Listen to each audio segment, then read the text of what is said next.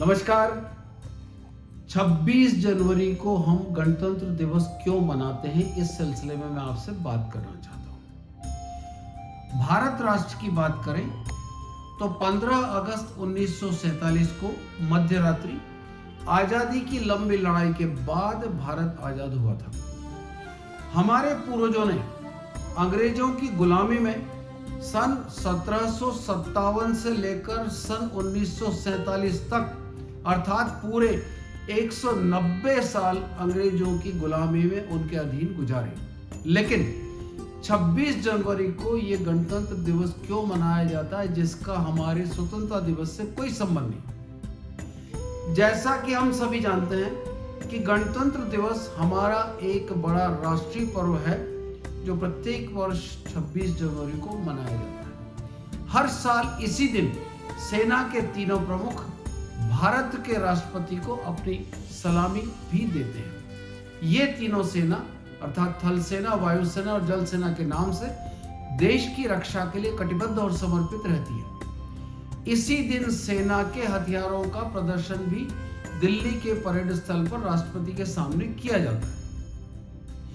ये सब 26 जनवरी को आखिर इसलिए किया जाता है कि इसी दिन सन 1950 में अंग्रेजों के समय के भारत सरकार अधिनियम को हटाकर उसकी जगह भारतीय संविधान लागू किया गया था। यह दिन इसलिए चुना गया था क्योंकि गुलामी के दौर में दिसंबर 1929 में आजादी की लड़ाई की योजना के लिए लाहौर में कांग्रेस के 45वें अधिवेशन में पंडित जवाहरलाल नेहरू की अध्यक्षता में यह प्रस्ताव पारित किया गया था कि अगर अंग्रेजों ने भारत को स्वतंत्र नहीं किया तो 26 जनवरी 1930 को भारत को पूर्ण रूप से स्वतंत्र स्वराज्य घोषित कर दिया जाएगा।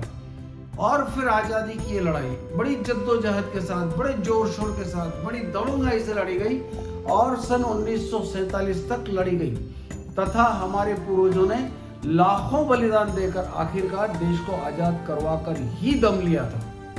आजादी के बाद अमर अजर डॉक्टर भीमराव अंबेडकर जी की अगुवाई में भारतीय संविधान का निर्माण किया गया। इसके निर्माण में 15 अगस्त 1947 से लेकर 26 जनवरी 1950 तक का जो समय लगा, इसकी वजह से ये कानून 26 जनवरी 1950 को लागू किया गया। इसमें निहित कानून की सीमाओं में यह निर्णय लिया गया कि अब देश में शासन इन्हीं कानूनों के अंतर्गत चलाया जाएगा, इसी भारतीय संविधान के अंतर्गत चलाया जाएगा।